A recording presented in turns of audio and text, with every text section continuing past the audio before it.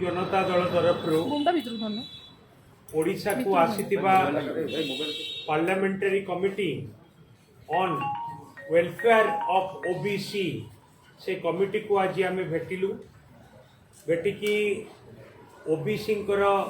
उन्नति पाई विकास पाई किपरि भाव में विभिन्न पदक्षेप निया जाई पारिबो सेथिपाई आम बिजु जनता दल तरफ आलोचना कलु।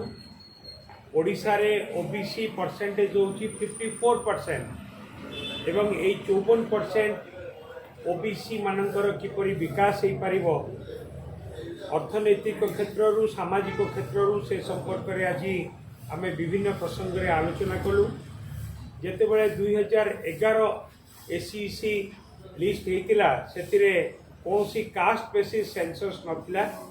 आम पार्लियामेंटरी कमिटी पाखे आज डिमांड रखीचु